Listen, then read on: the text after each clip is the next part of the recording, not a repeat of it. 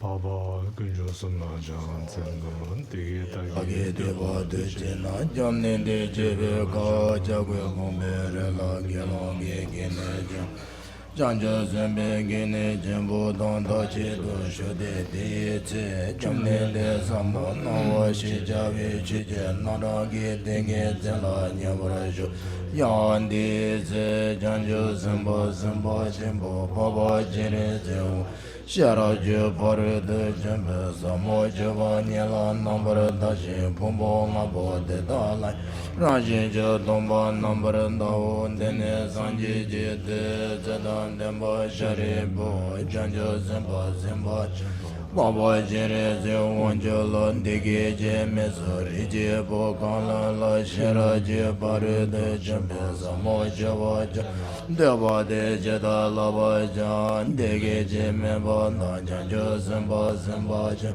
Baba jere ze wanjo ge zedan demba shara na de bolan dege je meso sharibo Rije bo mo kala la Shartse pare de jemba samo jeba jebaran deba neda namba nawa jade pombo ngombo neda nyara jensho tomba nambara ya Jizo dawo so tomba wo tomba nye so so so le tomba nye jen ma yi tomba nye le jan so jen ma yi Dijin do so wa dan dijin dan namba jeba na tomba wo jare neda jena je tomba nye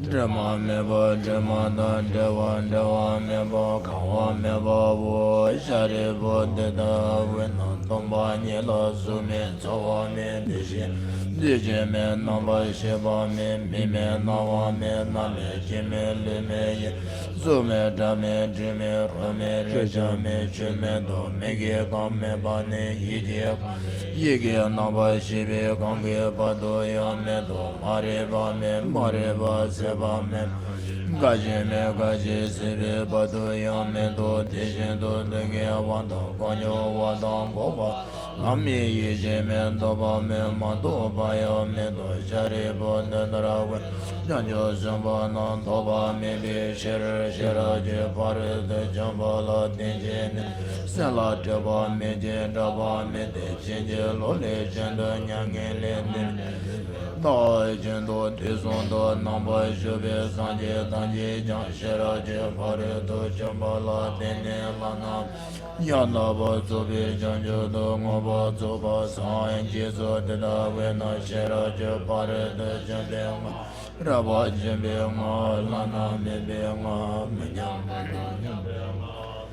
Tanjira Do Shavare Chibi Ma Meze Dena Dembara Shava Jadi Shara Je Pari Do Jimbe Ma Meba Deya Tanga Dinga De Paranga De Parasang Godi Zo Wa Jari Bo Janjo Simba Simba Jimbo Deda Shara Je Pari Samala Lava Javo Dine Jone De Dingi Zendele Shede Chajo Samba Samba Jimbo Bava Jire Se Wanjola Lezo Shijawa Chen Lezo Lezo Rejabo Dede Shena Rejabo Dede Shada Chege Dembo Shindo Shara Jeparu Do Jembe Samala Java Jadi Dishe Shabana Jizo Yerama Chumne Dede Dege Jega Isene Sadan Sharanda De Bana Chajo Samba Samba Jembo Pava Jire Se Wanjo Dan Tanje Dan Dembe Kotida Landa Mena Lama Yenan Tasa Chibi Jene Yeran De Jamden Teke Samba Ngambara Jendo Do Kala Jebe Nejo Nambana Nwazi Jide Maye Tato Je Chaba Pala Maye Be Nezon Gande Zala Jate Samaranda Shadara Samara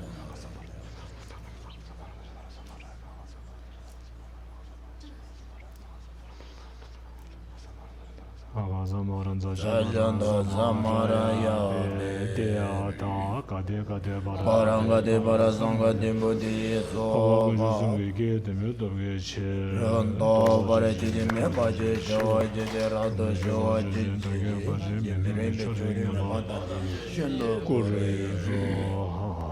Gere Donda Jeje Shawa Na Mene Nebe Gena Dewana Dembara Sunje Nenda Jede Jande Ele Yejo Yende Gonje Jije Denje Jeze Lemba Lanje Zawa Leba Donem Leba Demaye Koba Jimbo Dembara Shinje Lenje Nyembe Deve Desane Shendo Nyega Denje Jije Nyade Gondo Nyembo Lembe Lo Jinje Membara Jawa Shinje Lezo Yawa Chuye Jebo Jin Nyondo Jibe Chawa Demba Shibe Jezo Lena Tema Shin Kana Lele Chishen Dewa Nyamba Dembo Nyene Nyembe So Tajin Dawa Naja Baba Kizo Tada Juba Jebo La Tado Banan Dembara Chinge Jime Mengon Dunge Gonje Yene Mero Sibe Benzo Nemere Ne Tabi Dewa La Denye Shimbo Yevore Chinge Nanda Samba Deye Demba Ye Tenda Shishe Maye Chimbo Dembe Sawa Suzo Naba La Doba Nyimbo Shebare Chinge Rani Sizo Lowa Jishen Lo Maju Rowa Konjan Denda Tane Rowa Deve Konjo Chanjo Sinjo Jomare Chinge Senza Jeja Siri Nazon La Gomba Mena Chanjo Medo Labare Tone Jaze Nomba La Tsuma Rabo Labare Chinge Lobe Yala Yawa Shije Yala Nela Zishin Jeva Shinye La Do Sondo Deve La Nyando Jela Jevare Chinge Tomo La Jamendo Jeva Na Deva Gonje Chojo Doshi Kesa jivo chobo tamba de tela nyundo chobare chenje Deze ngojo nanyi chobe she Nanda tanze tomba sawa Choma mebe ngeba nyejo ne Sodan dande sowa chenje Tene jede nyebo renye die Nena jishin tone tsamba Neje neje chole me yo wa Tambe Songxie Dubara Chinge Tela lansan tembe shenye tang Tsushen chobe chona shade Chena nage bado chebe do Nyevara shewa chenje lado Kyawa kondo yanda lama nan Teme chuje bela lonje Sana lanje yende razo nenda je change bo Nyando ye jo ye sa ye me ye ja ye me do no je ra le ye Nyende jambande san ye shen la me de bo wa Choga nanda je la je ba ye jo ye je de la ma nam ba je na je je go ga jen je den de ne da zambe de je de ma la sa je je ba do se ye na go re na me de la ne ya na ya me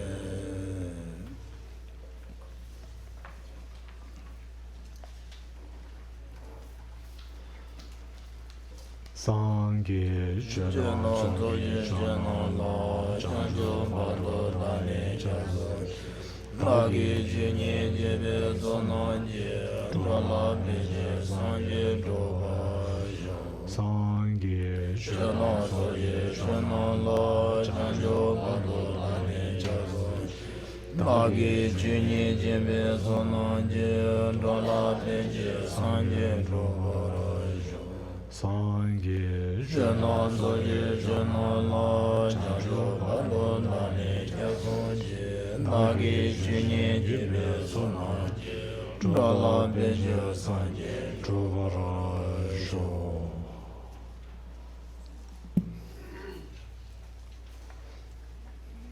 Kenzini Nobo Danken Kunjo Sulimni Yamdena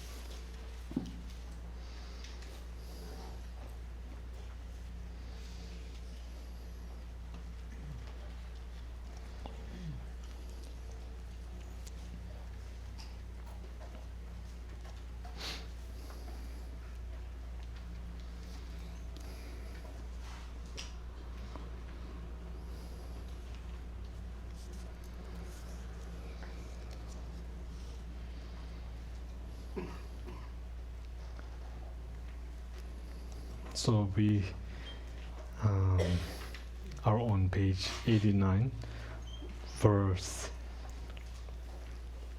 81.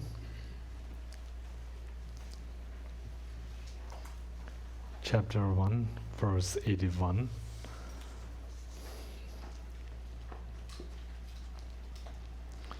So yesterday we finished the previous verse. A person is not earth, not water, not fire, not wind, not space, nor is it consciousness. And if it is not all of these, what else could a person be? So this, as you know, then is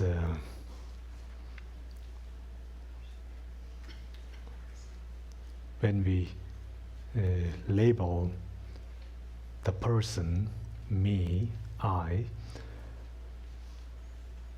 the basis of this label, the basis of I, of course, these are the 5 constituents.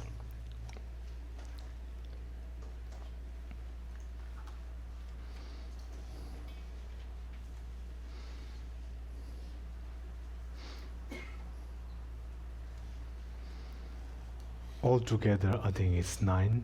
So 5 skandhas plus the 4 constituents.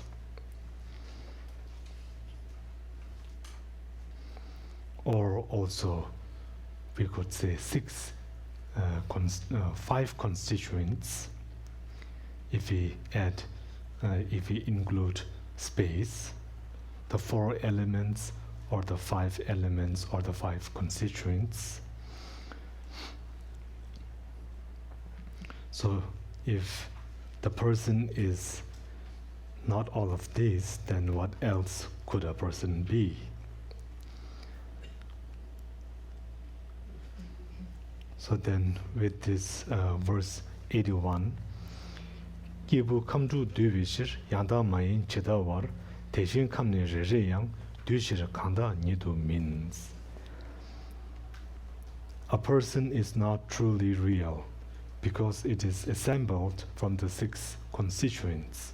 Likewise, since each of the constituents is also assembled, they are not truly real.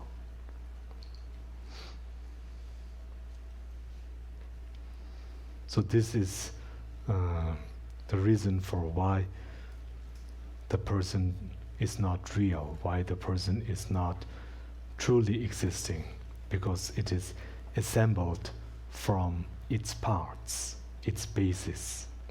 Likewise, since each of these so-called bases, the 6 constituents, since they are also assembled by their respective parts, then they are equally not real.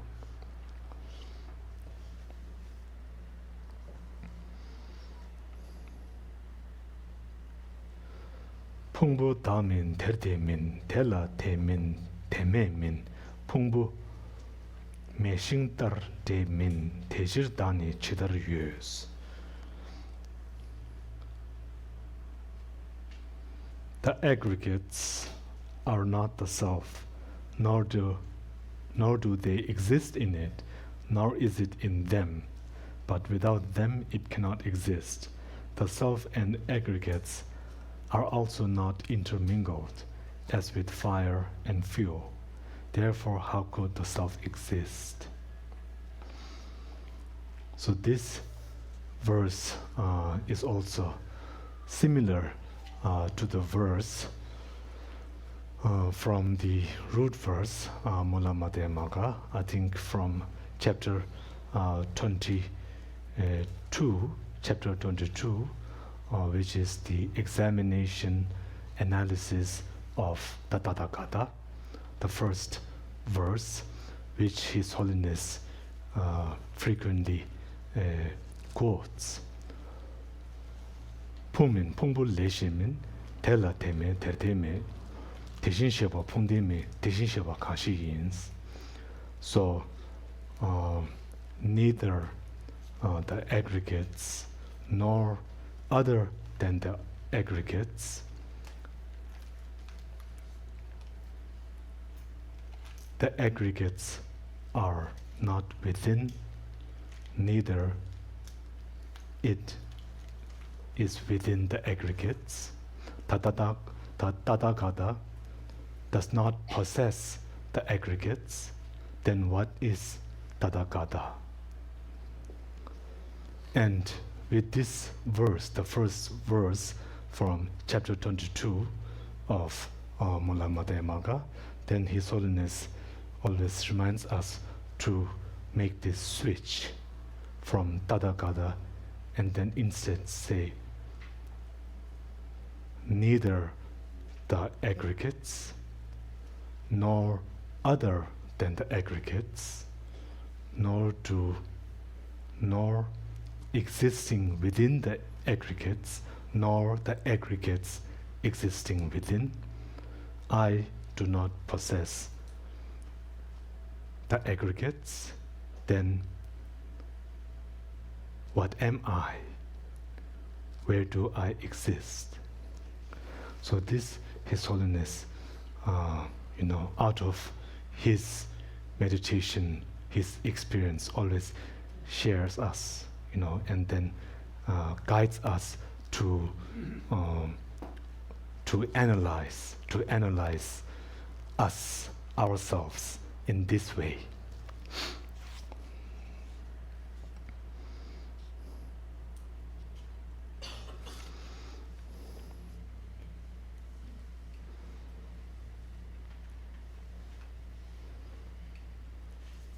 Jongsum samin dilamin tela dimmin tememin rerean teshin yin teichir jongan namjang dashin zuyuns.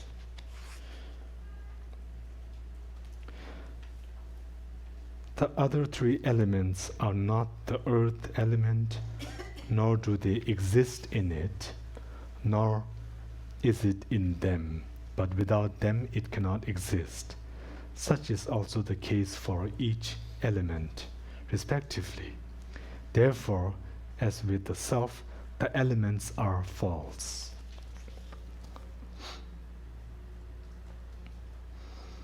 Sachu me dan lu namne re re yang mo nye do me kang su me ba re re me jing me par yang su me tos. Earth, water, fire, and wind are not essentially existent, since each does not exist without the other three, and the other three do not exist without each one. So here again, this dependent arising, the interdependent dependence, the interdependence among the constituents, using that as the because of their interdependence nature, then these constituents are false. They lack any true existence. They do not exist per our perception as we perceive them.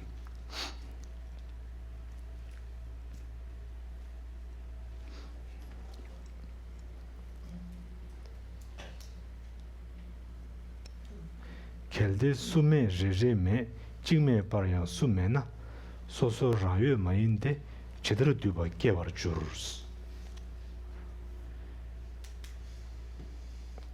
If each does not exist without the other three, and the other three do not exist without each one, then they do not exist individually. So how could they arise as an assemblage?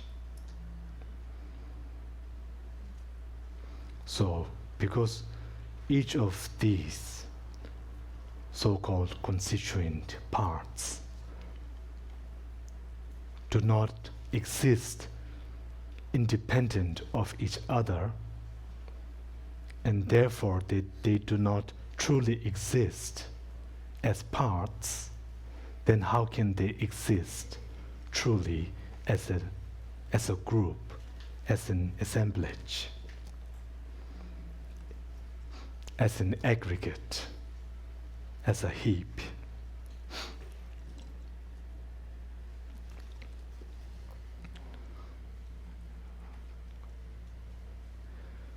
Hende soso rangyo na pyujin me bar me jim me yodang todang dubata chudang lungdang sate shin.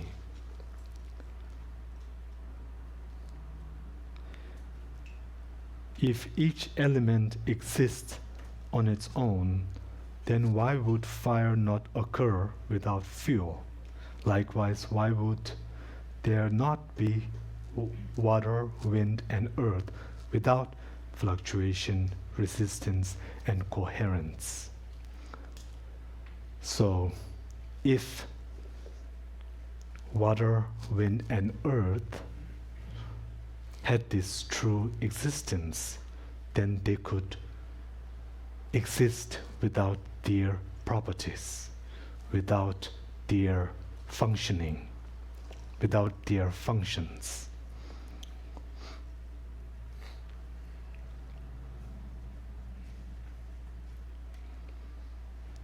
So the function of wind is fluctuation, the function of earth is resistance, and the function of water, coherence.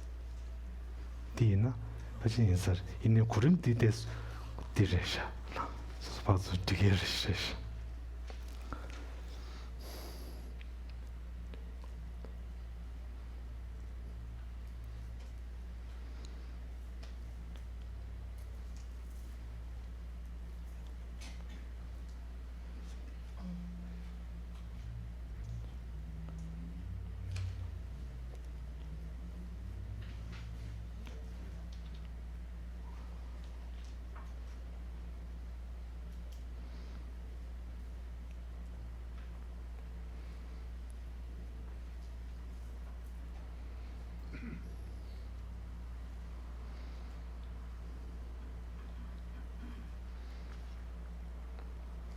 Yodan todan dubata, chudan lungdan satishin. Tichitu kurim di jibu duhi samarwa, nas so zuba digjuda. Tene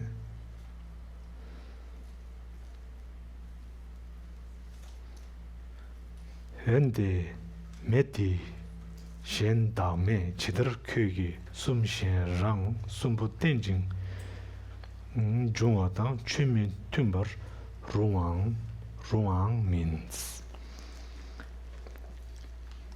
If fire does not have a distinct essence, then for you how could the other three exist on their own? For it does not make sense for those three to be incompatible with dependent arising. So if fire does not have a distinct essence, then for you, now I think asking those who have the eternalist belief this question.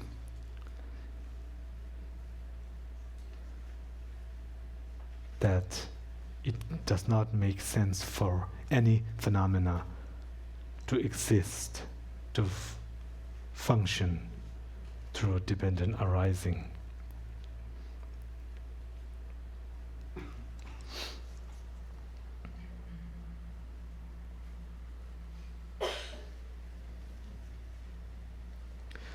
소소 rangye teda ni chida puna pinzun yue, soso rangye pa yinba teda chidar pinzun yue. If these elements exist on their own, how could they exist mutually? And if they do not exist on their own, how could they exist mutually?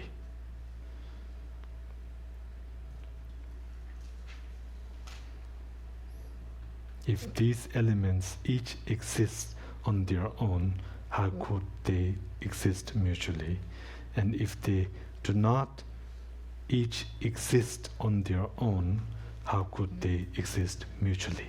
I think we went through a similar verse, I think yesterday. And then we used the parenthesis, right? And that made it very clear. So, Brittany, I think this verse, what was it? Which verse was this? 87? Yes, so please. 87 or Yes. 88? 88. 88. 88. Okay. If those elements each exist on their own, how could they exist mutually? And if they do not exist on their own, how could they exist mutually? No, it sounds the same. Sometimes having this parenthesis then gives it some context, right? Yeah.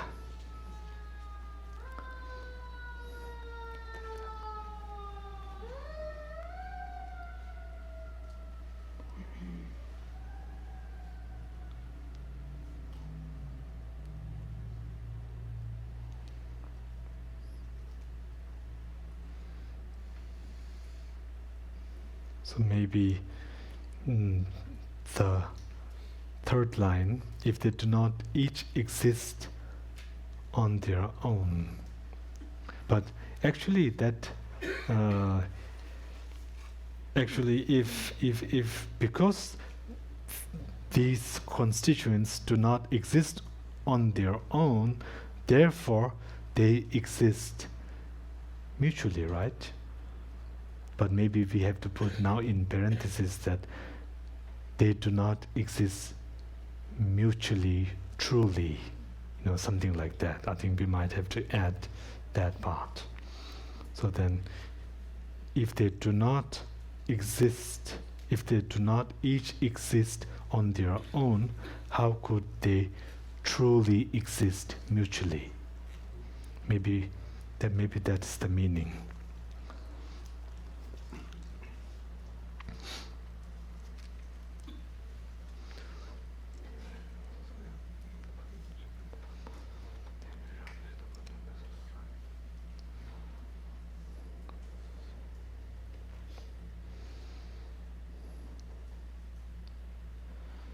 chida purna penzun yue chidiwa. Tadine soso rangye pa yinba, teda chidar penzun yue, kelde soso rangme ki kana chikter lama nams.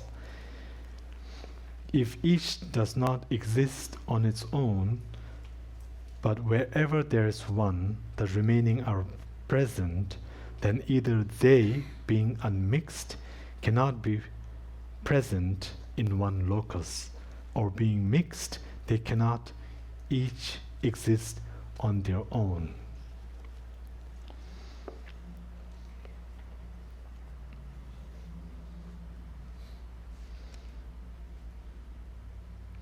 Locus is like mixture? Place, oh, place.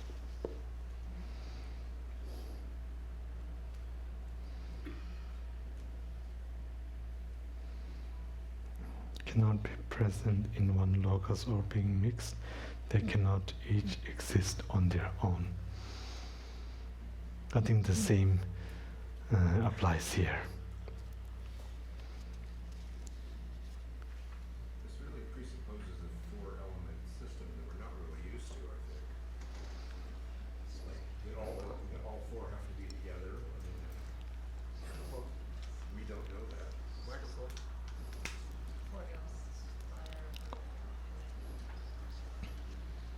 This reasoning seems to be based on the ancient Indian four-element system, which is presupposing that all four elements coexist all the time in everything, which is not a system that we're used to now. Since we have modern science, we don't know what the various details of how the four-element system is supposed to work. But this is telling us in those terms, which we're not exactly familiar with.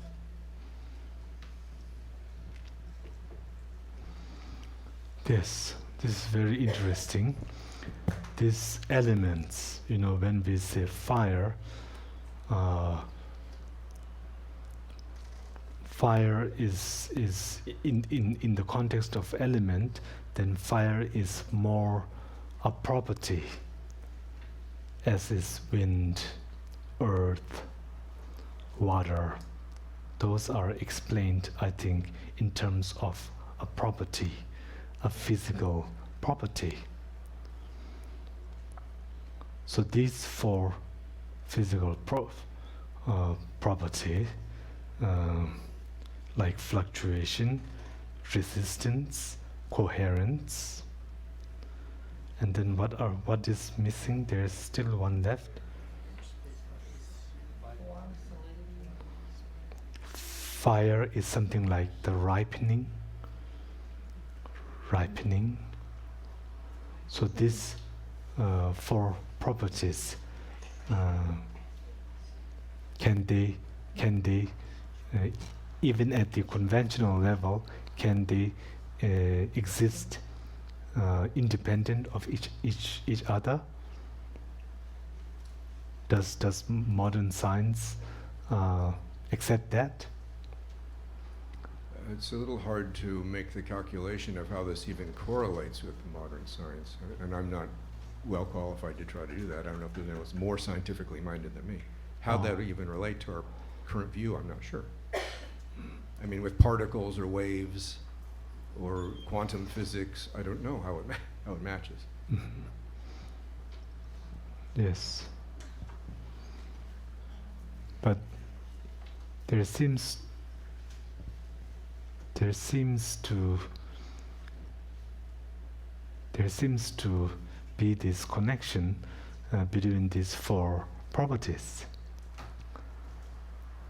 You're saying if you perceive any form, conventional form, and you're saying even though we know that it lacks intrinsic existence, nonetheless at the conventional level, this form we're observing, somehow at any locus in there has to be these four different functions happening: earth, water, fire, and air, which are different types of, different aspects of beingness, somehow physical beingness. Usually this is how it is explained in the Abhidharma Kosha. In the Madhyamaka schools, I don't know if this really concerns the Madhyamaka way of thinking. Still, it's interesting.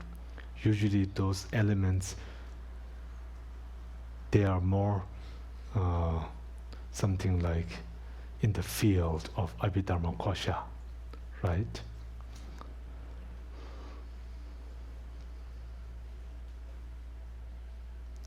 Also,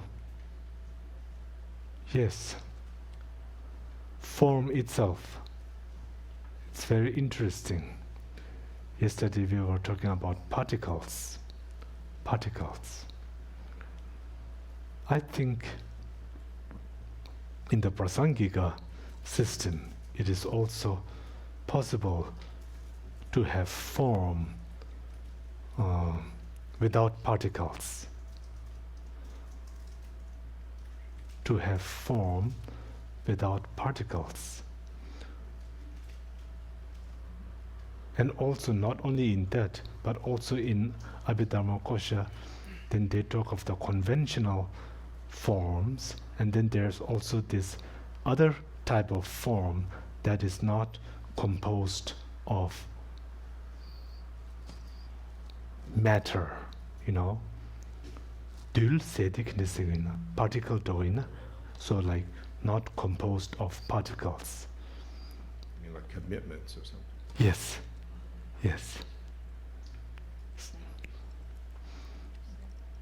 The pratimoksha vows, right? They are said to be forms, but they are not composed of particles. And in the Prasangika, when we talk of,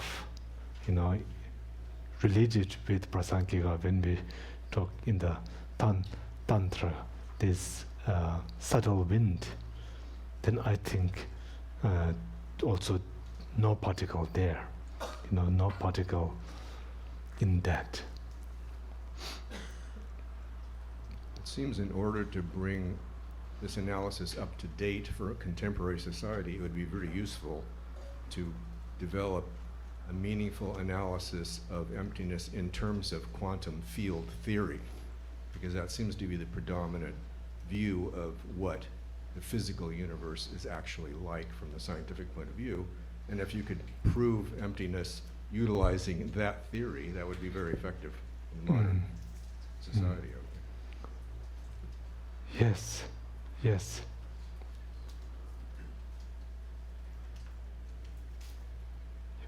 For sure, yes. Thank you, thank you.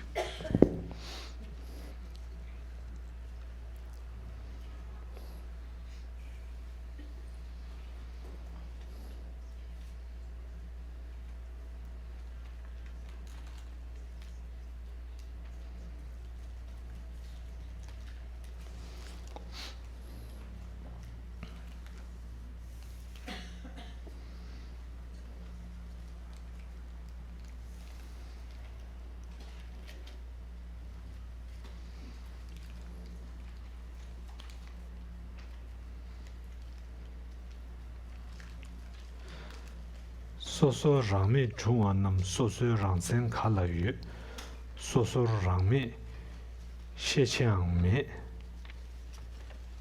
체니단이 근접시에스. How can elements that do not exist on their own have their individual defining characteristics, and one that does not exist on its own also cannot predominate? Defining characteristics are stated conventionally.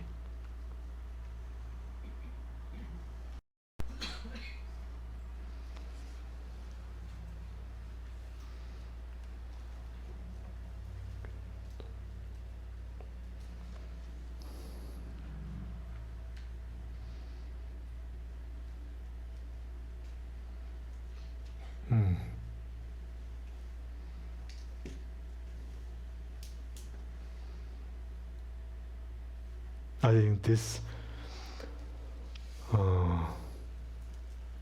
is a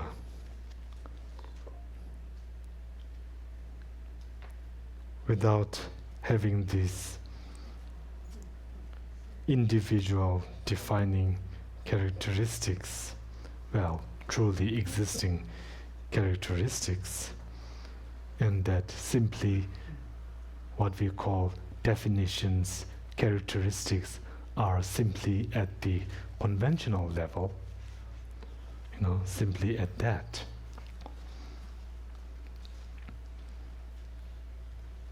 How, Nagarjuna, Acharya Nagarjuna, goes with this view, then I think this, it really leaves the door open in a way. Something like for many possibilities, and also Nagarjuna's approach is not a reductionist approach. No, it's not reductionist. And this is, I think, just one thing to note, one thing to be aware of, not to take a reductionist approach, but really opening the door for all possibilities, for all possibilities, and in a way, all analysis, different kinds of analysis, different ways of approaching different questions regarding the nature of things. Then with this approach, then we do not shut the door. We do not shut the door.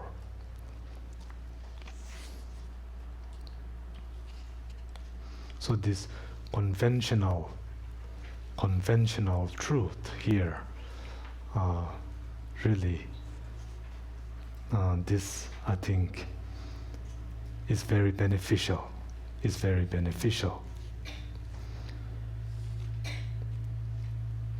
Without being able to think at this conventional level, then we end up sort of closing opportunities, right? Just in a way sort of narrowing the mind, becoming, we end up with a very with a rigid view. We end up with that without taking into account conventional existence, conventional truth. So this conventional truth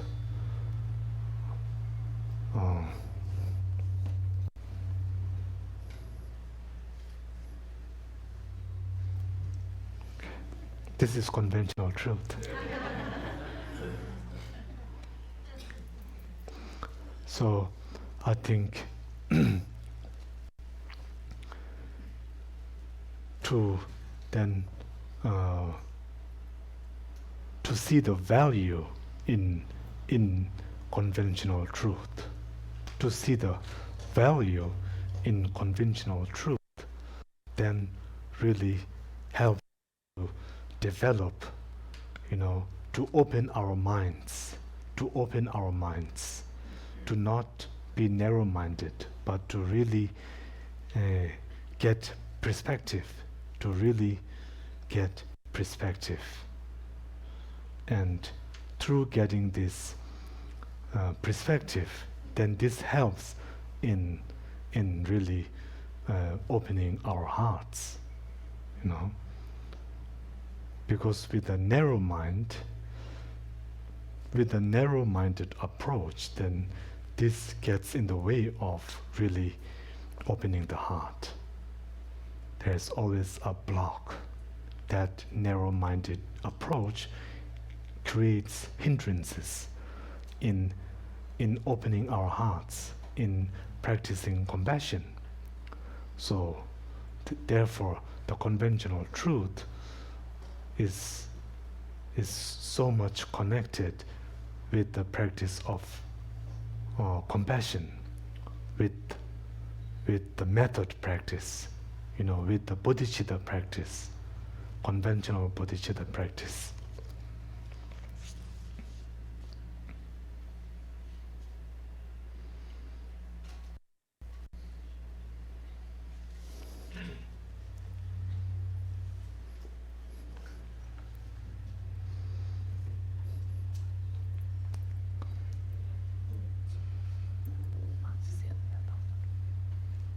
Maybe it is this.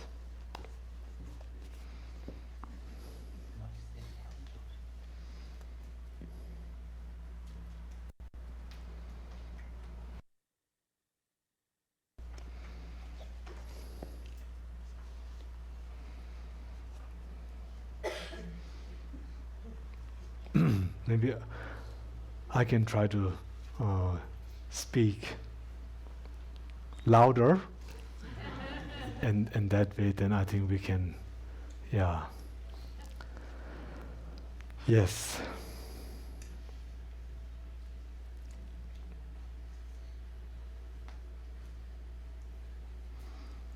So then we have the next two verses. Kado tiro rekwa kang teta layan tsui di yin migdan namshi su namda marik ledan kewadang Chebo ledan chawa tang, dendang gyundi tudang ni tungdang ringso sheja tang, mingdang mingjen teshin no. So verse 91 and 92. This approach also applies to colors, odors, tastes, and tactile objects. Such is also the case with the eye faculty, consciousness and visible form, ignorance, karma and birth, agent, object, and action, also number, conjunction, cause and effect, and time, long and short, and so on, designations and the designated.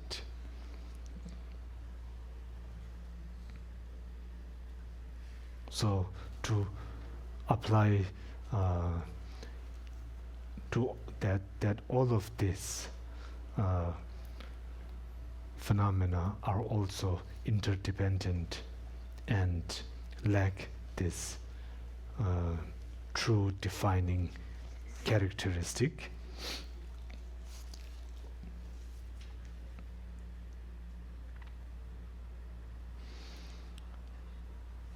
Sadang chudang medang lung ringdung tadang bomnyedang geso nine namshesu gabar jurshi tube sungs.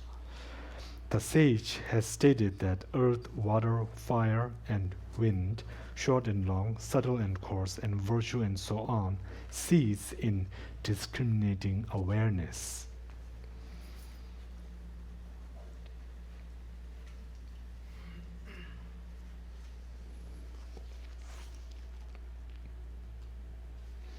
Keso nini namshi su gabar jurshi tube sungs.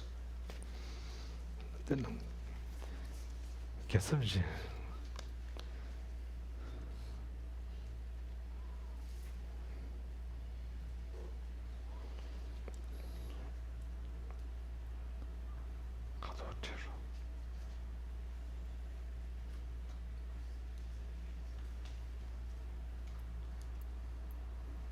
Nagarjuna. Chöje rashing tuba mente teyun pabe nyamsha sigo waka nampi so teyi singor gabu she tube sumbishi ros nyamsha ishi. Yes.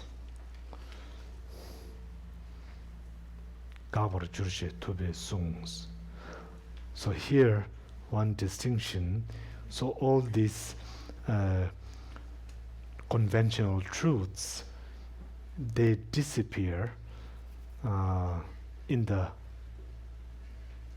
face of discriminating awareness, that they do not exist. They cease to exist.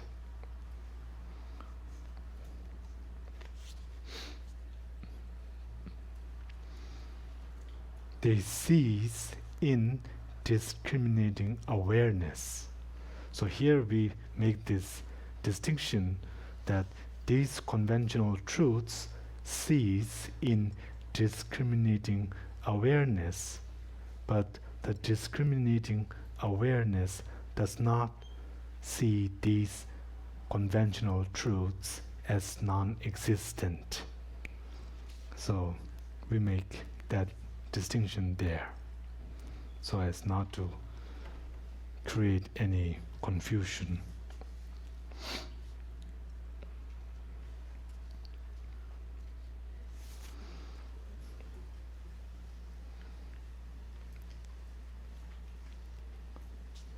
Namshe teme tayeba gyundu dabo telani sadang chudang medani lungi nedong gyurma yins.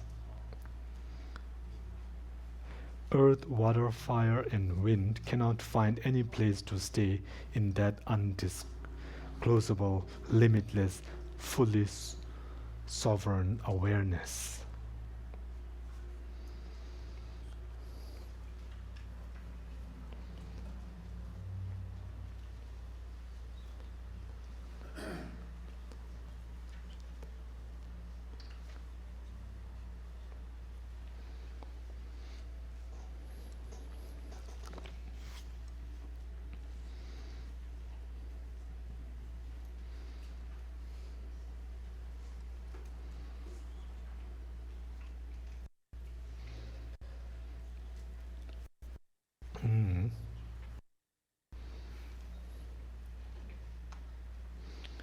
Dirni ringdang tungandang tabom gedang megedang dirni mingdang sudangja malubarne gabar jururs.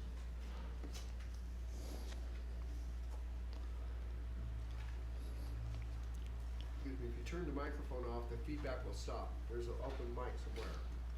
I think the mic is heated up. What about the one in front of you? Is it off? It's It's off. Adjust the sensitivity of the mic you are using to pick up less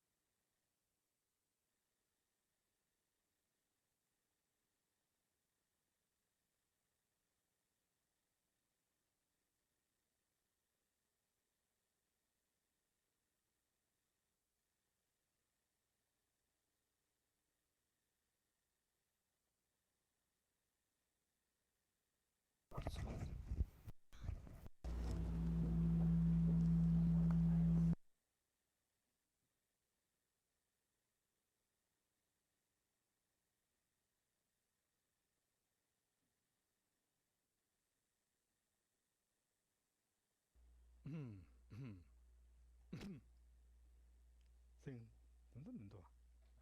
Say shayna. Ale. Tigare. Mic one.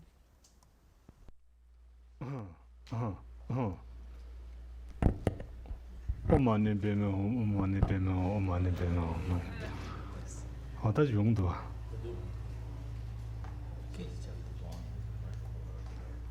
I don't know. It says group and channel, and then there's a little dial. Hello. Yeah, that's the squelch, the background. Oh, okay. Sensitivity of the mic. Hello. Is this okay? It's better? It's better. And no feedback? Little. Better? Okay.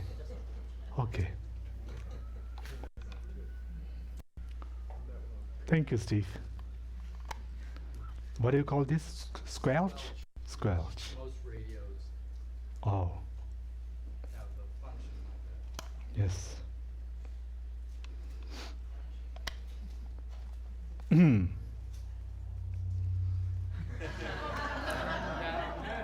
sensitivity, and that will,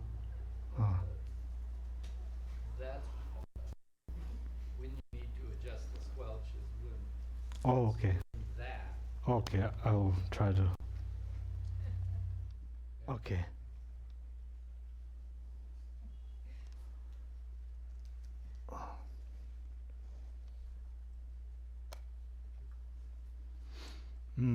맞네. 가와래.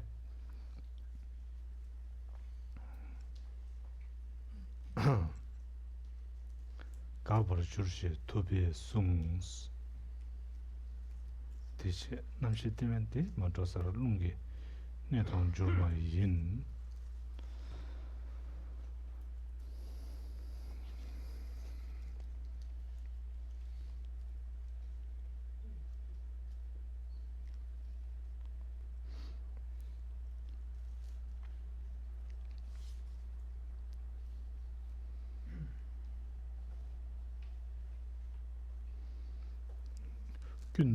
균도 다보대로 사다 주단 맨날 룽긴 내통 줄마 인지 다 디오디엔서 드니 링당 통화당 타범 계단 미계당 드니 민당 소다장 말류버니 가버 주르스 short and long, subtle and coarse, virtue and non-virtue, and also name and form cease without remainder in this awareness.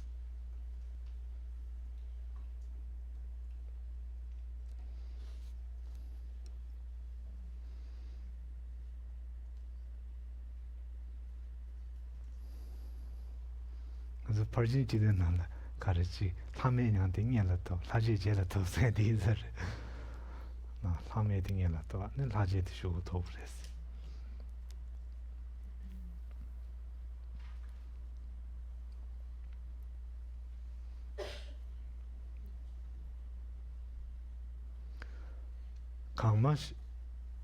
강마 시시 남시라 응연지 중화 대균니 대시 친나 남시에서 친니 대다르 가버 주르스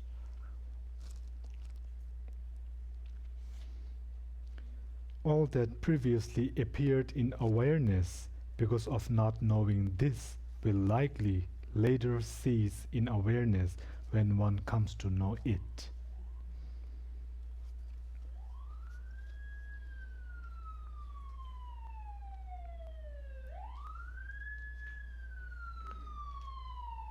남시 미 비싱니 도취 디균 임버드 대다시시 랍지비 회단템베 색네 시스 It is maintained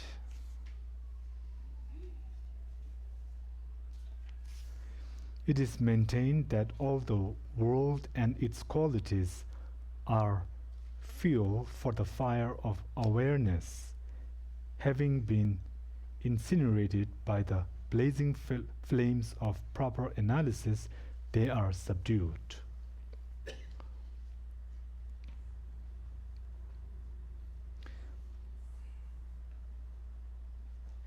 Mishepene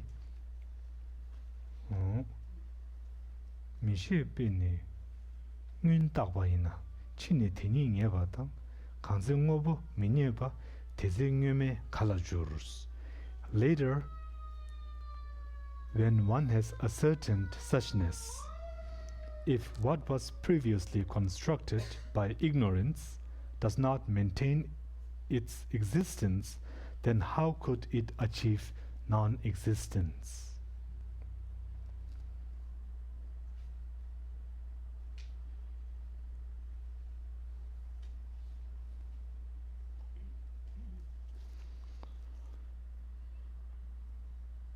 Sugyu ngobu mingzam chir namkayane mingzamo jungme suda kala yue tejir mingzam nikyang me.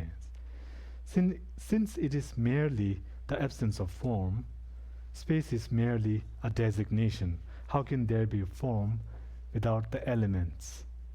Therefore, form is also a mere designation.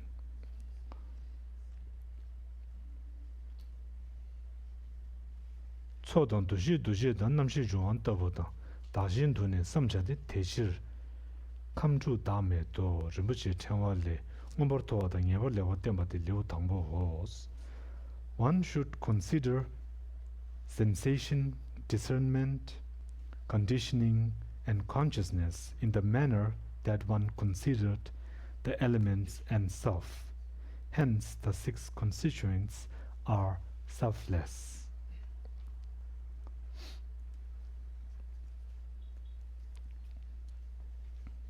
So then this concludes the first chapter.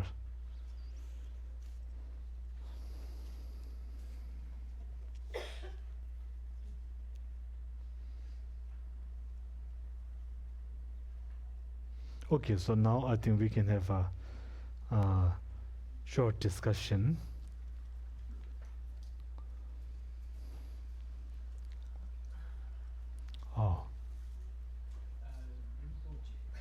Please, Mike.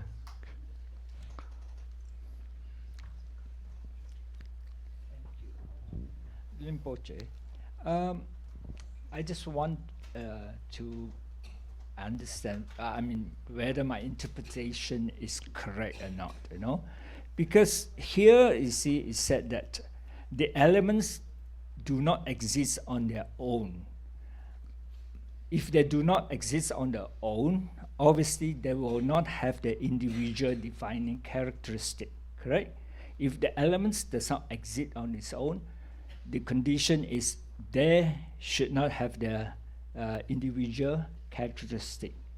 Okay, so what it means, all these elements should be interdependent on each other. They are interrelated. So when you apply this concept of the elements of not being interdependent on each other, then of course we can actually apply all this to your senses, your taste and tactile objects. They're all interrelated, correct? And that eventually will lead to the karma and birth. They're all interrelated. They're interdependent on each other, correct? So if that's the case, you see, at the end of this is said earth, water, fire, wind. They cannot find any place to stay because they're basically interrelated to each other. And that is what the whole thing is about. Everything are interrelated. They are interdependent on each other. That will lead to when we talk about karma, birth, and all these things, they're all interrelated. They're all interdependent on each other. Yes. Is my interpretation correct of this, all the verses here? Correct. Okay, thank you. Yeah. Yes. Thank you. Thank you. Yes. Thank Rinpoche, I'm noticing that this chapter has a lot to do with the third level of dependent origination in terms of designation, and states very clearly that it's of conventional nature.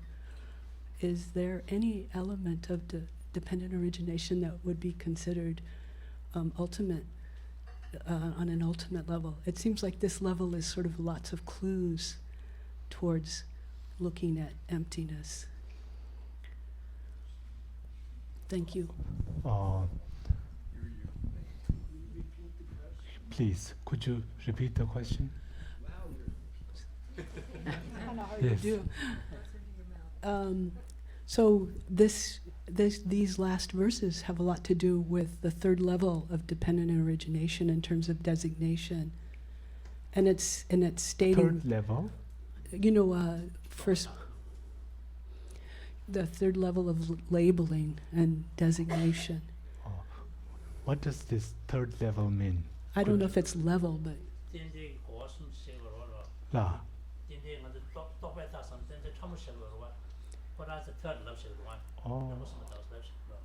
Loss. and it's stating pretty clearly that it's on a conventional level. And I'm told that these are the levels are levels of subtlety. So this is a most subtle level of dependent origination. And I'm just wondering, is there an ultimate aspect of designation, of labeling? Because it's stating again and again, this is a conventional way for us to see the dependent origination of all phenomena. I think this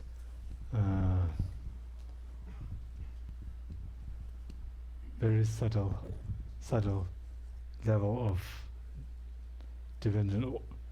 dependent origination, I think this is at the point of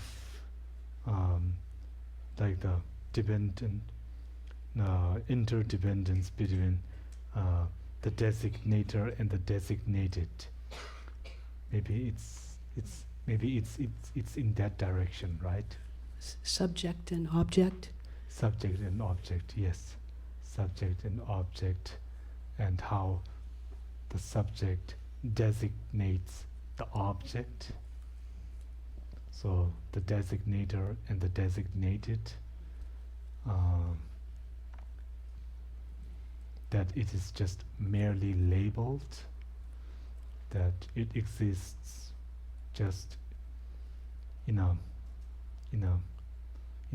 mere way, just merely labeled existence. So I think this is the subtle dependent origination aspect.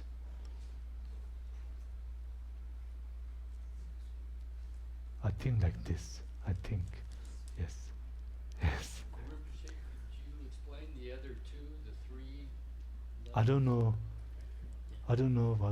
what this is referring to. Oh, could you explain, please?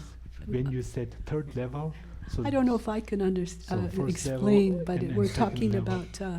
about parts and wholes and cause and effect. Maybe cause and effect is one.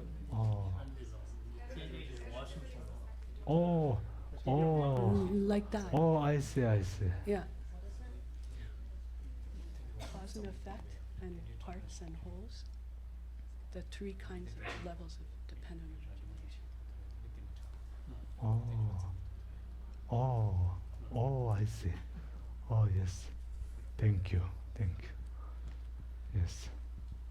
So, on this level, then dependent origination in the sense of arising from the three conditions, right? And then on the second level, then something like between the parts and the heap, that connection. And then at the third level, then the designator and the designated, that relation. I think Dirva? Nos. So the first is dependent origination in the context of cause and effect, right? And this is, we say, just simply knowing cause and effect does not mean knowing dependent origination at the causal cause-effect level. So for that, then of course, the Buddha said that all of these things that arise from causes and conditions, then they arise from the three conditions. Yo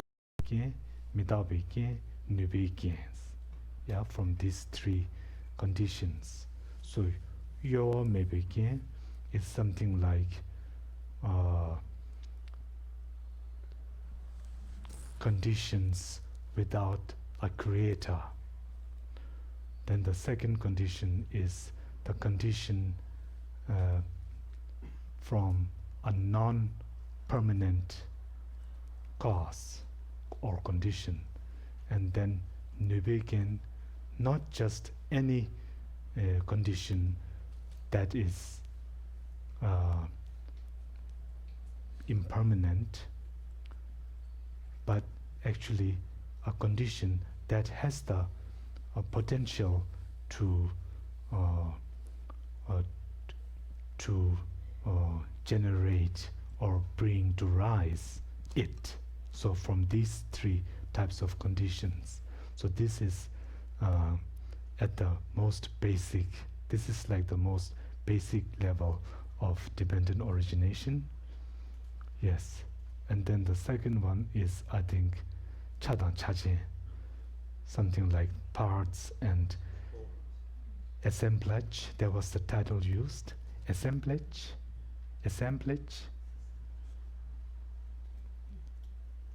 What's the pronunciation? Assemblage. Okay.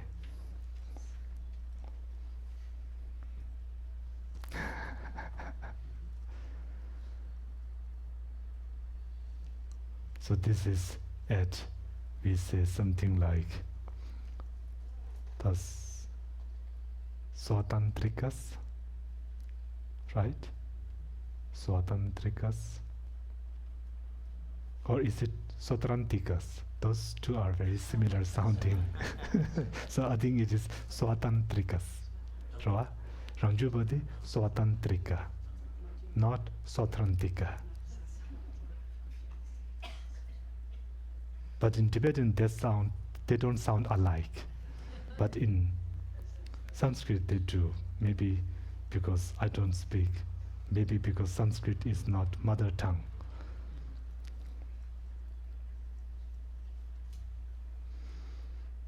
Yeah. So it says like that. And that was meant to be very, very funny, but nobody is laughing.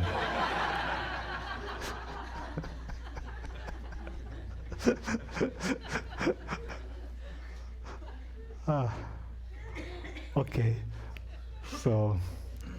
Rinpoche, when His Holiness taught from this text in at UCLA, he made two corrections in verse 99. 99. So he corrected the first line, and they have made that correction in this new version. Oh. But he also corrected the last line, and that correction is not there. It's not in what you read. Oh, okay. So I thought you might want to hear what His Holiness said. Please. He says, therefore, the mere designation also does not exist. Therefore, the mere designation also does not exist. Mine says that too, from 1972. Oh. The teaching he gave in my... Oh, the mic, please. I have the, so from the edition from 1972, that was actually translated and edited by Jeffrey Hopkins with Lati Rinpoche and Anne Klein, is actually based on the teaching that the Dalai Lama gave in May of 1972 in Dharamsala. And it says, verse 99, because the phenomena of forms are only names, space too is only a name. Without the elements, how could forms exist? Therefore, even name only, quote unquote, does not exist. Oh, Which yes. goes with what the other Yeah, person was that's saying. the same, yeah. And this is the 1972 edition. Oh, yes. Yes. Also, in the Tibetan text, it's just like as His Holiness explained. So the change is no mere designation? Yeah. We can change that in our books? Therefore, mere designation also doesn't exist. But parenthesis, yeah. So I think the truly is in parenthesis. In the root verse, it is not there. Teshir mingzam nikyang means. Yes, thank you, thank you. This is it's a very important point. Strange that the Tibetan verse has it, but not the English translation. Huh? Could it? Maybe it could have been a different. What's the word? Different edition. Maybe, but I try.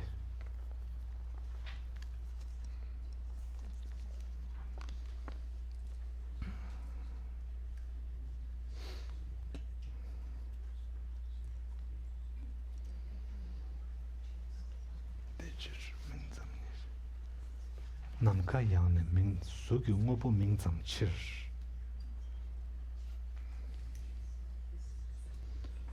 Sugyu ngopo ming zam chir. Sugyu ngopo.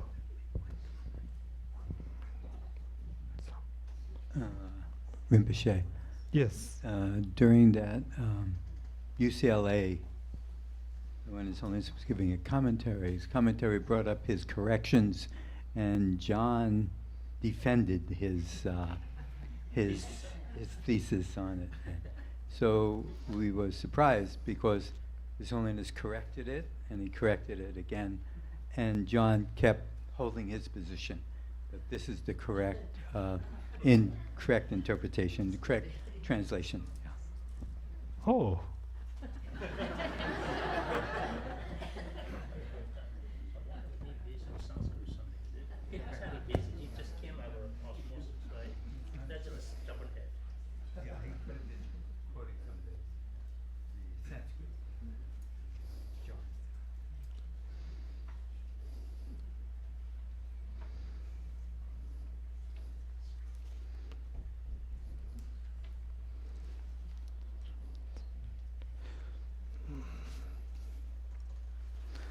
So I think John, was using the text from the Deke Tenjur.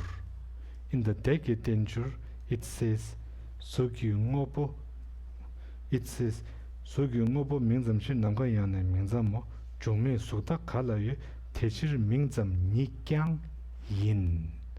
So John's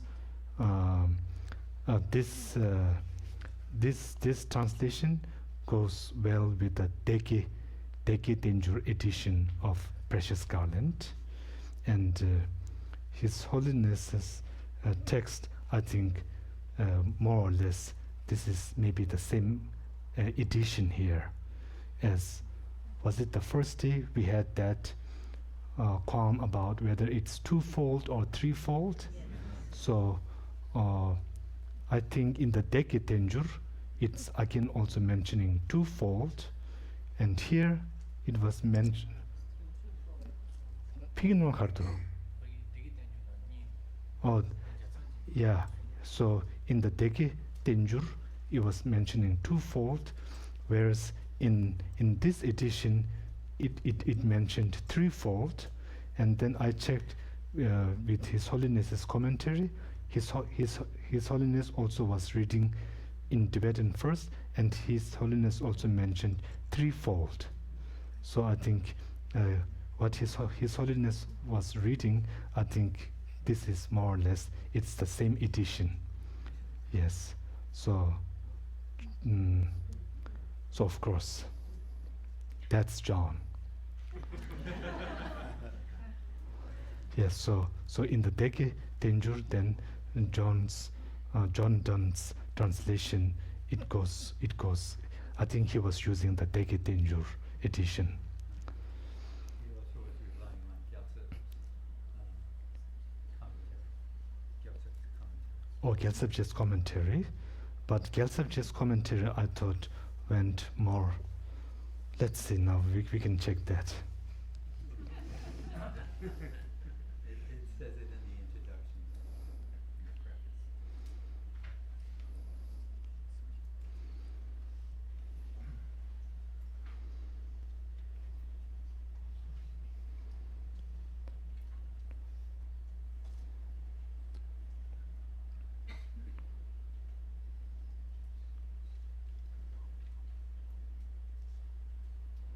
Well, then, Gyaltsab's commentary goes just like with His Holiness's explanation. So not like this. Not like with the Deke Tenjur. Please, the mic.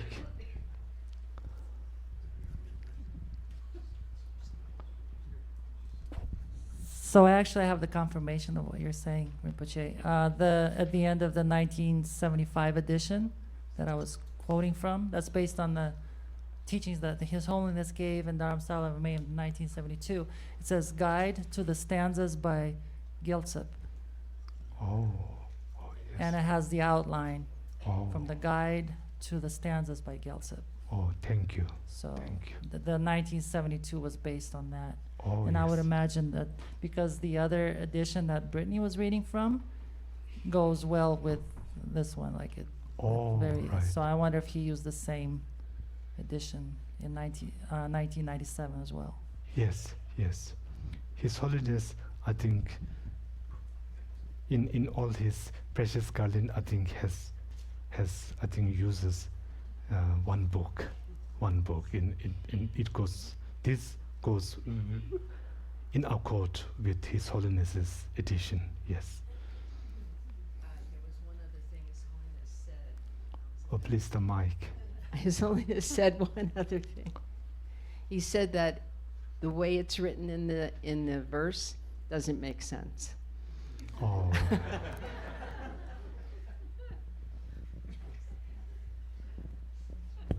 I couldn't agree more.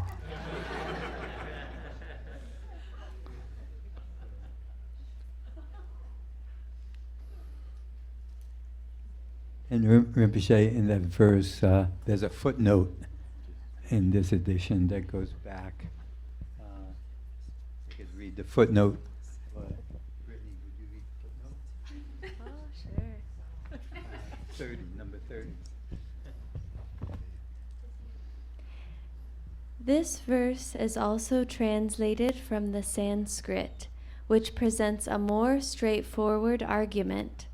Following the Tibetan and Gyaltsab J, one arrives at the following, quote, since the things that are forms are merely designations, space is also just a designation. How can there be form without the elements?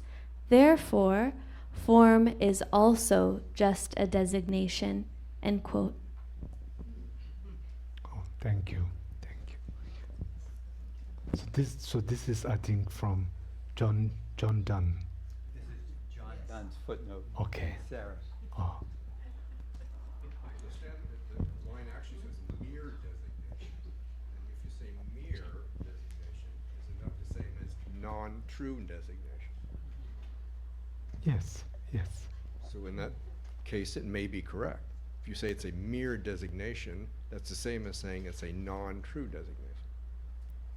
Yes. Yes. Yes. Yes. Yes. But I don't think that was the point of contention. Yeah. Hey, Rinpoche, over here. I had a question about reductionism. Is that the same thing as when the Sautrantikas talk about partless particles and trying to reduce a object to its simplest form? Is that what you mean? Yes. Yes. Thank you. Thank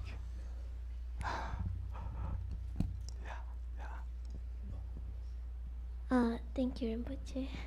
Sorry. I was just curious. So yesterday we were talking about the eternalists and nihilists. And on the way home, me and my mom were discussing about that.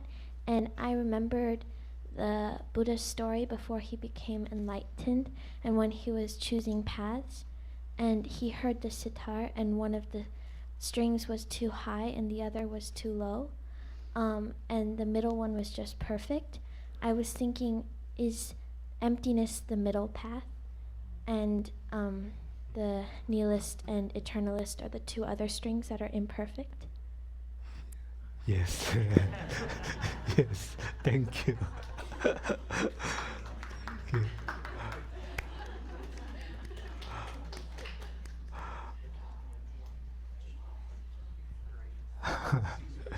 Yes. That's actually a perfect segue what I was going to ask. I was recalling how one of the curious confusions yesterday was when I think the verse had something to do with why doesn't the Madhyamika refutation of non-existence harm the eternalist view? And I can't remember exactly what Yarpal said, but it sounded right on, and he just kind of maybe held the mic a little too far from the face and couldn't quite hear the last little bit. And so just would like to know it has something to do with the non-harming of the eternalist view, being that they still don't have any view of nominal existence being different from truly existence. Is that basically what you're referring to with the microphone? No? I don't remember. No, you started talking about the microphone that way, and it seemed that was... When I was talking just about the microphone, you mean? Yeah. I can pull that off. Mhm. I'm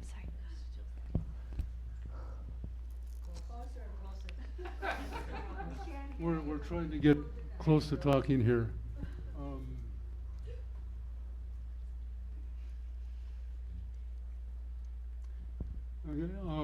The idea, I think the idea was that the microphone itself lacks inherent existence. There's no reality inherent in the microphone. And for the Svatantrika Madhyamika, they agree with that, but they say once all these parts come together, and we have this here, then you have a microphone, and this microphone inherently exists.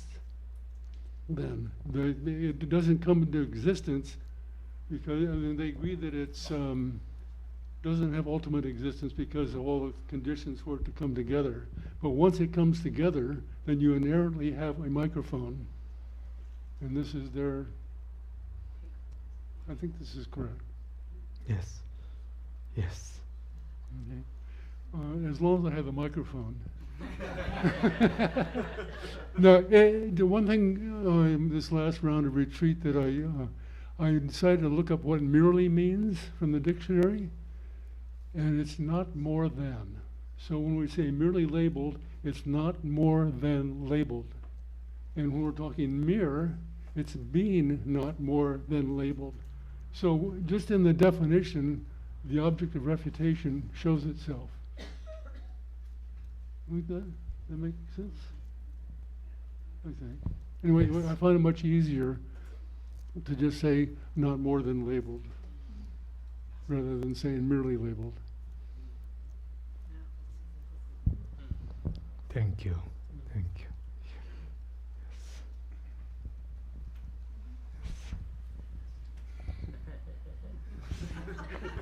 Yes.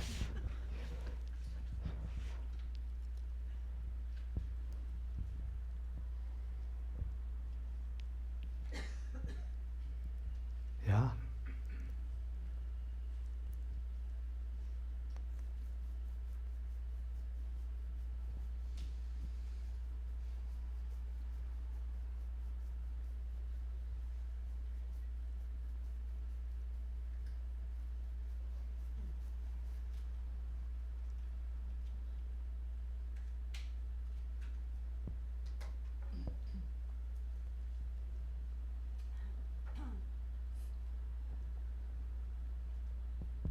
Thank you. Rinpoche, if everything's merely labeled, the mind that does that are we in kind of an infinite feedback loop of, is the label, where does the label come from? Merely labeled.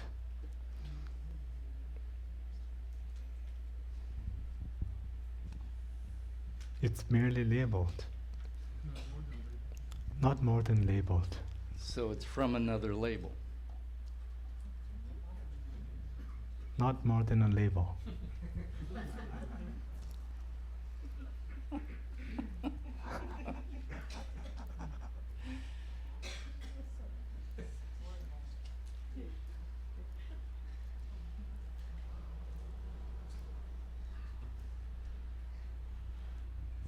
So in the beginning there was just a label. Not more than a label.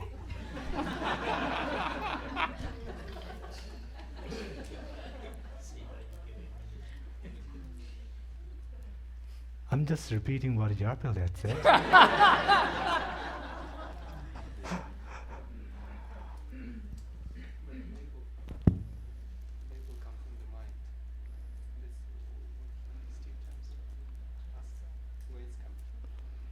Yes. The way Steve asked, the way I'm not sure if I understand correctly, where the label coming from. Is it coming just from the mind? That's what you're trying to ask, Steve? I'm trying to understand what produces the label. Is there a mind that it comes from, or is it merely an ongoing process? It's both.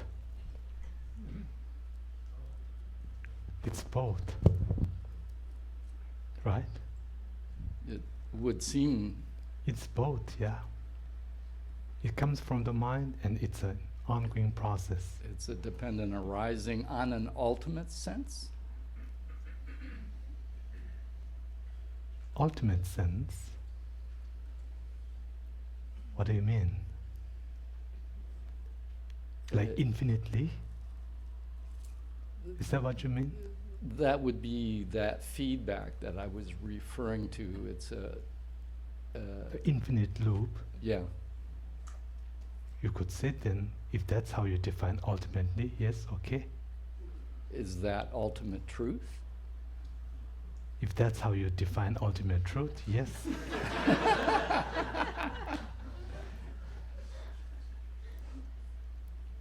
Right? Yeah. But I don't think ultimate truth is explained like that. Mm. So then, of course, merely designated is not ultimate truth. Yeah.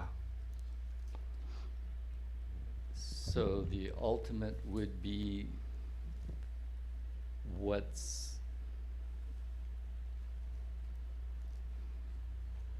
there when there's no label.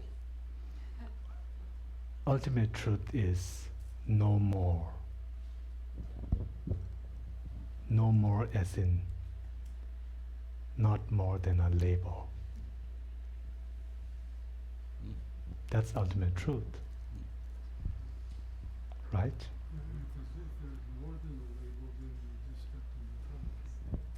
Yes, thank you. No feathers. Yes, no feathers.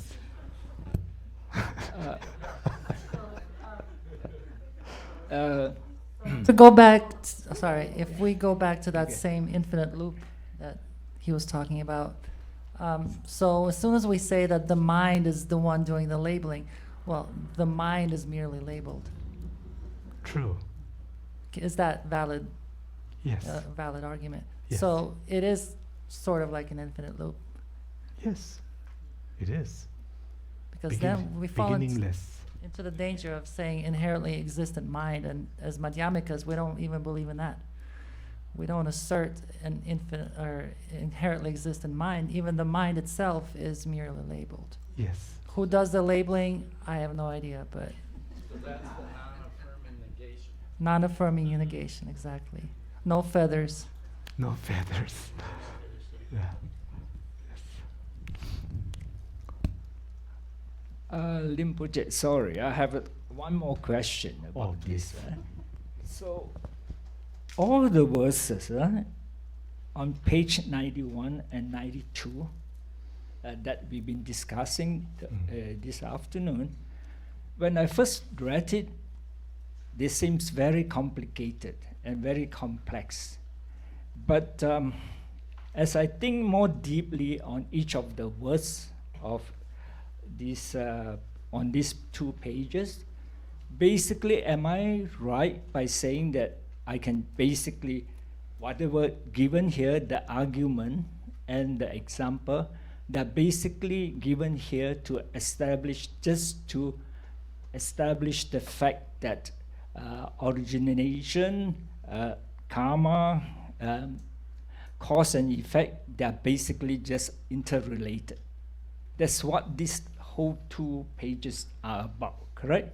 Correct. The example, the argument, even though they look very complicated and very complex, but you really read through it, you actually, they're basically just trying to establish the fact that this cause and effect, origination, karma, birth, and all these things, they are all interrelated. They are they do not exist by themselves.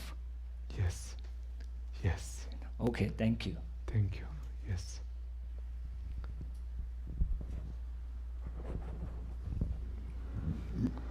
Rinpoche,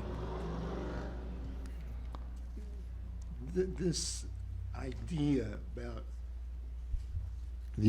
about merely labeled, to me, it's a way of being able to communicate by attaching labels to things in our physical world and our mental world, but it's all on a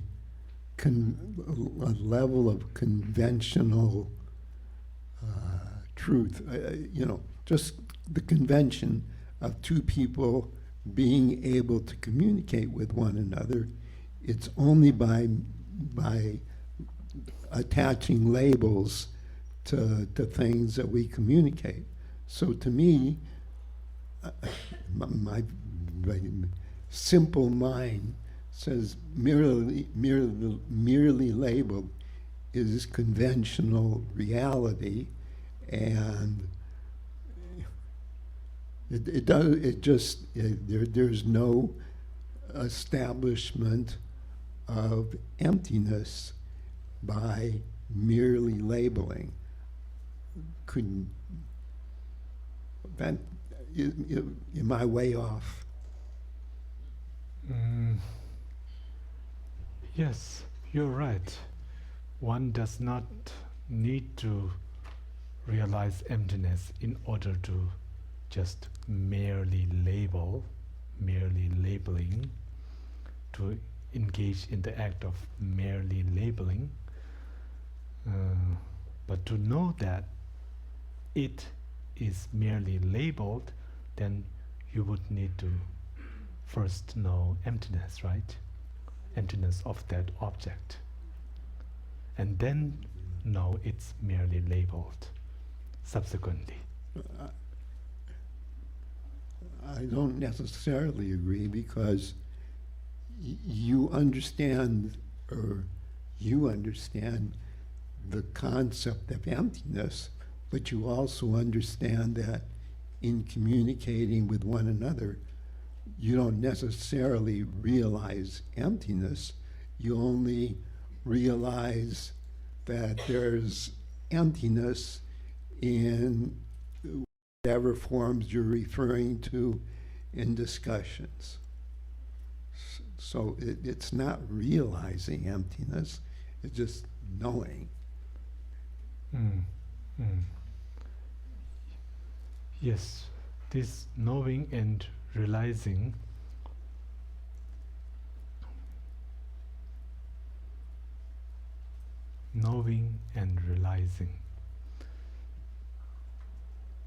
again, the terms we use, knowing and realizing, and then realizing within that, directly realizing, we talk of this term, we use this term. So what do we mean by saying knowing emptiness or realizing emptiness? Could you clarify? Knowing emptiness, the way I'm thinking about it, would be what you might say is I don't remember the right term, but it's like having like maybe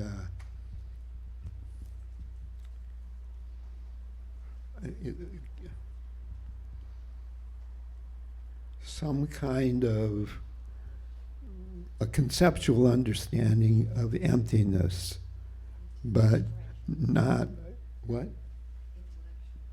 Well, it's more than inferential understanding. Okay, inferential but understanding. Not like a full realization of emptiness. We were talking about that maybe only the Buddha has, or somebody on the eighth, Bhumi, or but we still have some notion of emptiness. Yes, yes. In Tibetan, I think I would say, I do not know emptiness, but I have an understanding of emptiness. So we make a distinction between understanding and knowing. All labeling. Yes. Oh, thank you. Thank you. Yes. Oh, Rinpoche. Brittany in the room there. Yes.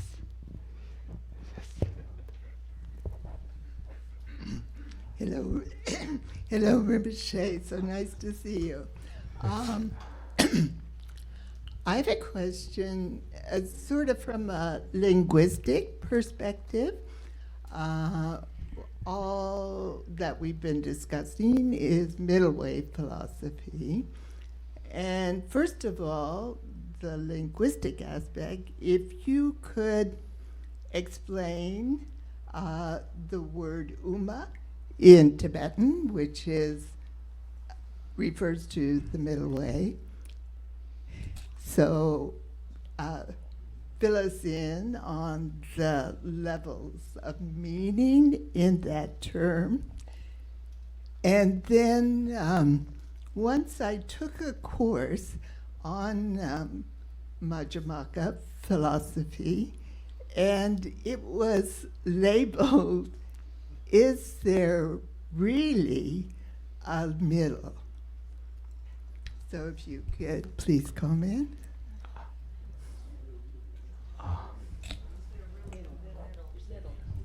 Is there really a middle? Okay. Okay, so the first part. The first part was Uma. to Uma. explain the term Uma to Oh. us. Oh, well, I More, think- more expanded, so we have a feeling for it in the Tibetan language. Oh. So Uma is something like middle. Uma, middle. Madhyamaka. Madhyamaka. And the middle way, Uma, middle way, free from the two extremes. Free from the two extremes. So the two extremes of nihilism and eternalism. Nihilism, the extreme of nihilism is phenomena not existing even conventionally. That this is one extreme, and then the other being phenomena having true existence is the other extreme. So free from these two extremes is the middle way. So I think that's Uma in a very simplified form to explain it very in simple terms like that. And then does this middle way, which is referring to emptiness, right? Emptiness, does it really exist? So again, of course, I think the answer to that, I think you know this already, right? Is that, of course, emptiness doesn't really exist. It doesn't exist truly. It does not exist truly. And that's why the Buddha said emptiness is also empty. So we talk of emptiness of not only conventional aspects, but also the emptiness of emptiness. I think like this. And yeah, thank you. Thank you.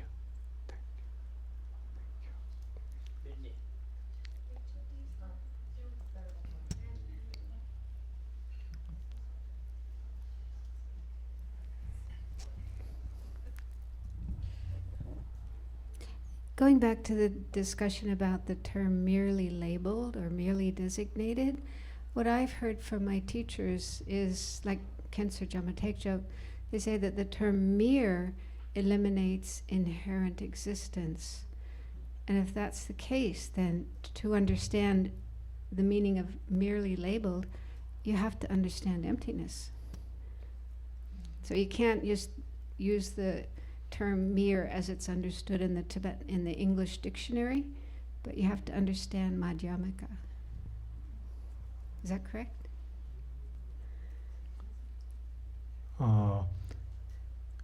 What was that part about the English label? Well, because Venerable Yarpel was saying he looked up the word mere in the dictionary and gave an explanation according to the dictionary, but I don't think that is enough. You have to understand what Madhyamaka means by the term mere. Oh. That it's eliminating inherent existence. Yarpel, do you accept that in order to know an object is merely labeled, do you first have to know that object lacks true existence? Yes or no? Can you repeat the question? In order to know that an object is merely labeled, do you first have to know that that object lacks true existence? Yes. Okay. then we are good. I think everything fits. Everything fits. So just like, again, Champa Teksho said, Ming Tsam, merely labeled, I think is Ming Tsam. So Ming is label and Tsam is like merely, right? Or just a name, just a label. So this just or merely, that negates something, and that is the true existence, right? Yes. That negates that. So we are all on the same page, I think. Well, So I'm agreeing with her, but yes, it's like not more. So you agree? Yeah, not more then than there's label. no but. Good. Thank you. Thank you. That was my. Thank you.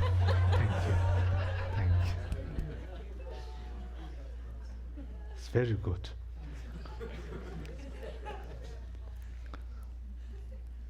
Oh, please.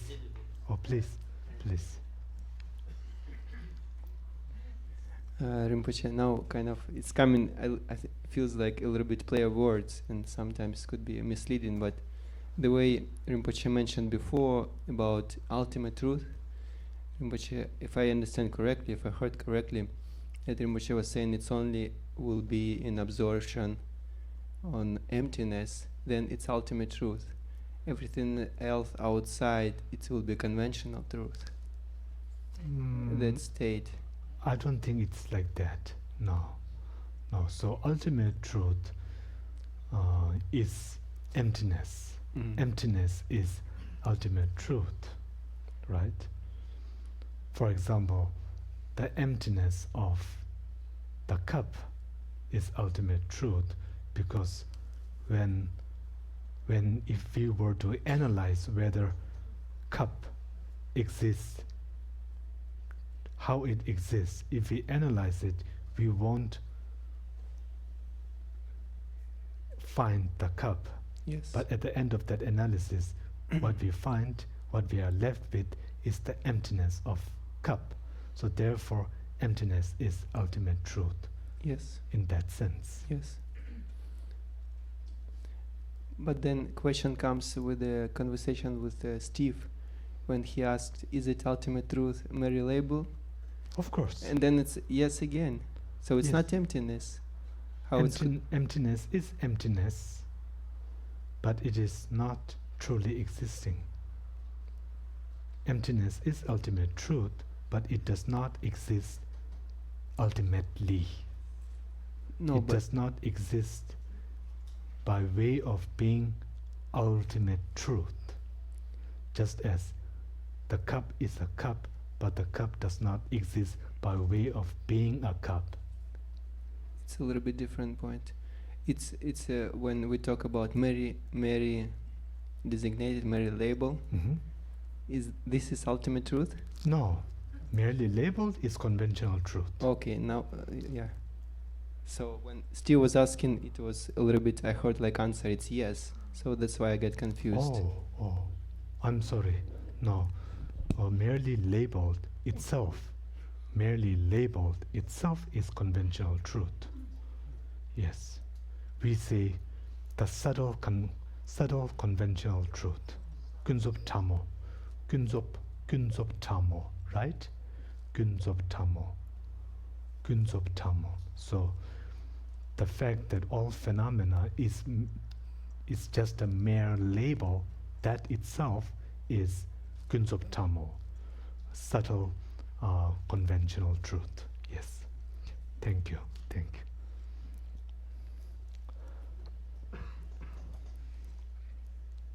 Rinpoche, are we done?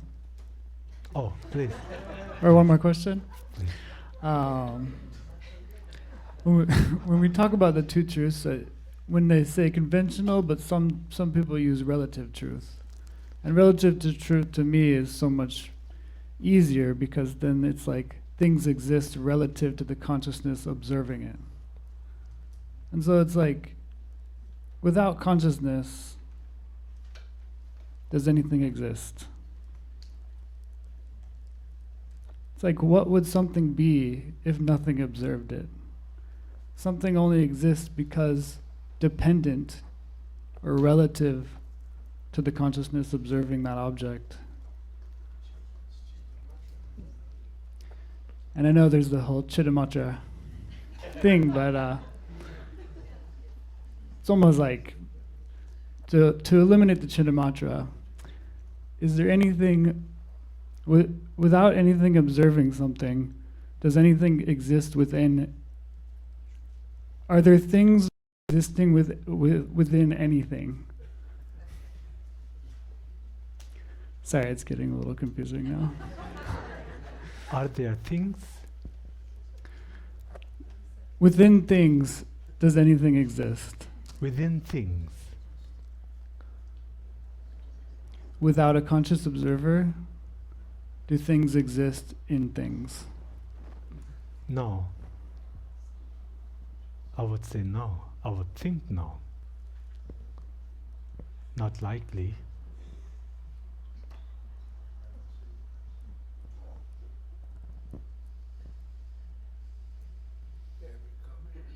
To say that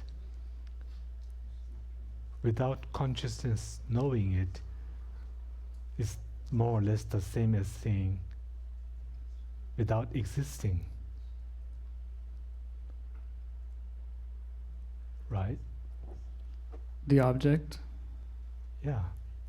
So if the object is not known by consciousness, then the object does not exist. I would agree. It just seems like when I would say something like that, it would almost seem like nothing exists at all. But of course, it all depends on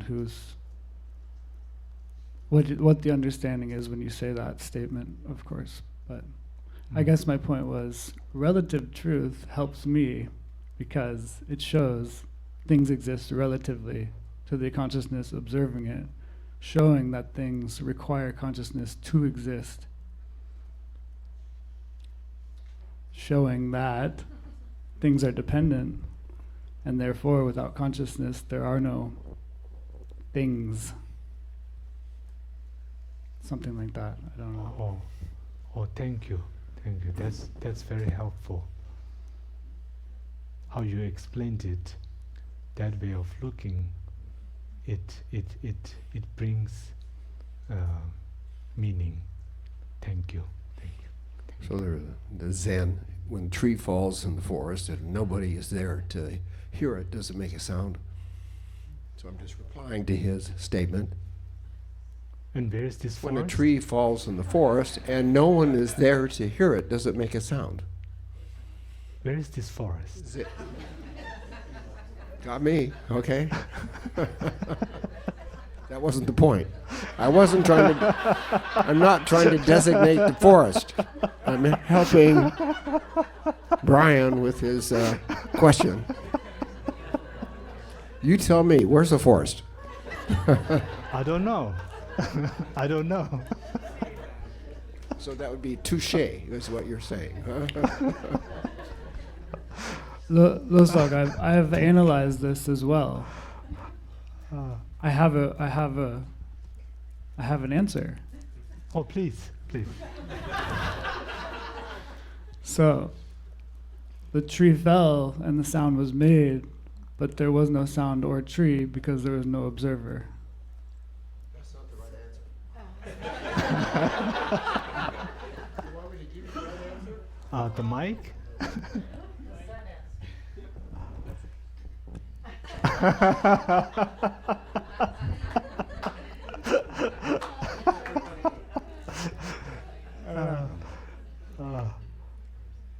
Well, yes.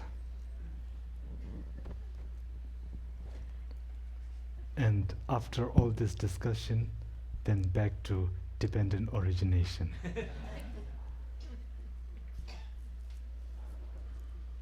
So,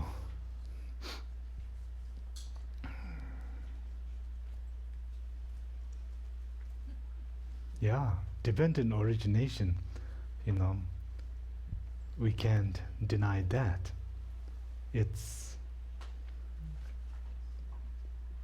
One cannot deny that. Dependent origination, conventional truth, relative truth, and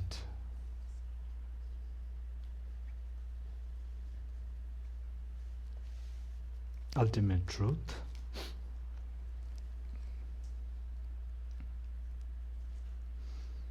Its ultimate truth is only relevant if